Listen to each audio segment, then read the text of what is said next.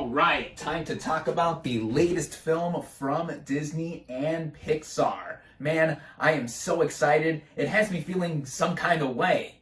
Wait, it has me feeling something alright. It's building up inside me. Wait, what's going on? Whoa! Well, okay. I guess that's what this movie means by turning red. What is up, everybody? Random Man here. I hope everyone out there is continuing to stay safe and be well during this unpredictable time, as I am here bringing you my review for Turning Red.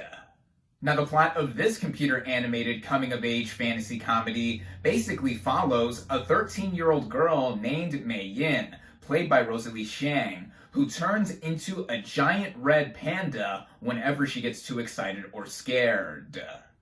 Going into this movie, I was very much looking forward to seeing it. As I pointed out in the intro, this is the latest feature film from Disney and Pixar, specifically Pixar's 25th feature, which was not just cause for me to celebrate or anticipate this film, as it looked like it would follow the trend of most of Pixar's movies that we know and love in being an original idea, while also bringing in filmmakers that have previously worked on their shorts as well. This film is written and directed by Domee Shi in her feature directorial debut, and she previously for Pixar did the short film Bao, which played in theaters in front of Incredibles 2 back in 2018. I personally loved this short. It even won her the Oscar for Best Animated Short Film. So seeing how she has now stepped up to a big project like this, it looked quite cute, to say the least, when I saw the initial marketing for this thing. It was also a big deal because she is now the first woman to direct a Pixar feature film solo. It's also the first Pixar feature to entirely take place in Canada,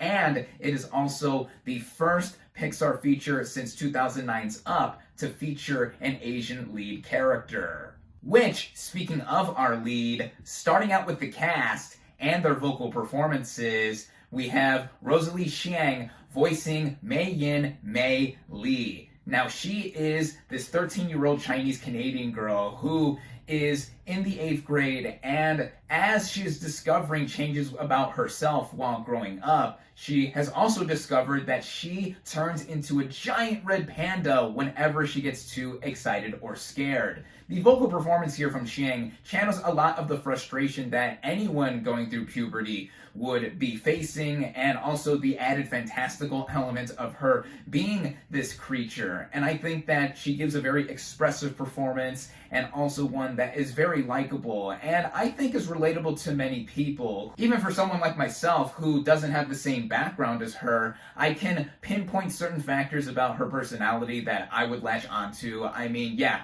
her and her friends are annoying, but then again, what kid at this age wasn't annoying? I certainly was. This youthful turn is contrasted with her mom, Ming, as voiced by Sandra Oh, who is great as well. I mean, she's just about great in everything I've seen her in. Now, this character is a typical overbearing or strict mother who expects a lot from their kid, but the relationship that she has with herself and her daughter, I think, is also something that is relatable, and it is the main core of this movie too, the main heart, if you would. And there's a lot that goes into this film in being very familial and generational in connection to why Mei is able to turn into this giant red panda. And Oh, I think, is able to give a very expressive performance here as well. Then there's also Orion Lee as Mei's father, James Hong, legend James Hong, I should say, as a local elder, and other cast members in between, like the 3 girls that voice Mei Yin's best friends. And I think that they all do some very outstanding jobs here with adding on to the very uniqueness of this film. And speaking of that, getting into the writing and by extension directing by Domee Shi, it is clear that this is a personal tale from the filmmaker.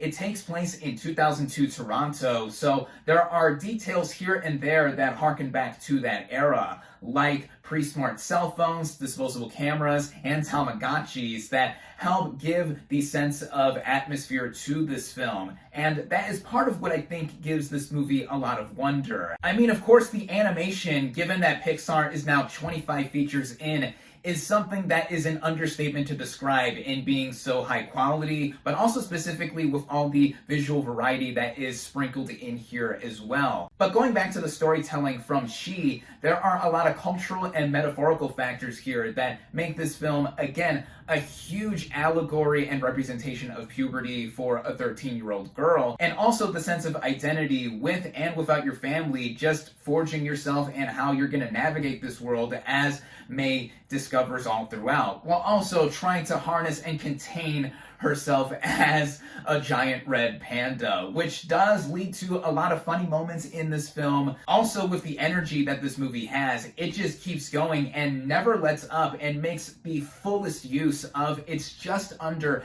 90-minute running time, not counting the end credits. Now, one could say that there are a lot of expected tropes or details in here that would follow suit in a family-friendly animated film like this one. And yeah, a certain detail is dropped in relation to the family history of this red panda inconvenience, as Ming describes for May. But I think that when it comes to a head and even comes to a third act that I didn't entirely expect, it caps off what I think has a lot of charm throughout it and never loses sight of what is important in at least what she is telling, and something that anyone can take away from when watching this film. And while watching this film, again, you're going to be treated to some amazing animation, and I would be remiss if I did not mention the music as well. The original score by Ludwig Göransson always hits. I mean, he is one of my favorite composers that has knocked it out of the park in recent memory. And there are some original songs here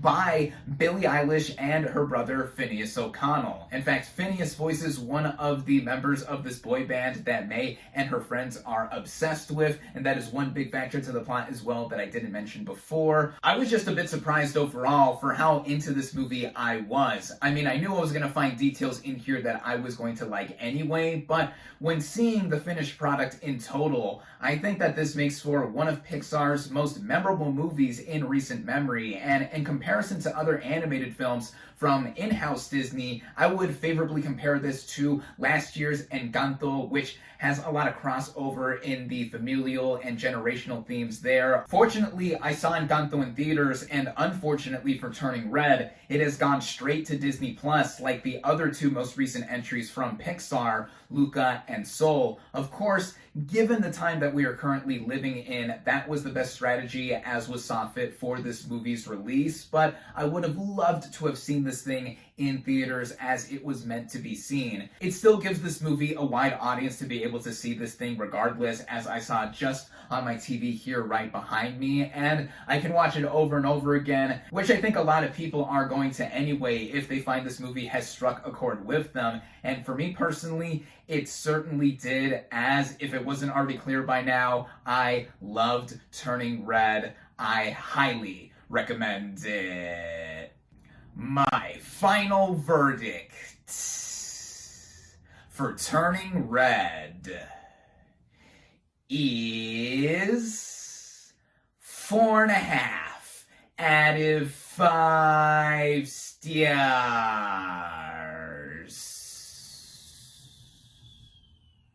Thank you all, as always, for watching. Be sure to like this video, comment on what you thought of Turning Red. Social media links in the description. Subscribe to my channel for more, and I'll catch you on the next movie review.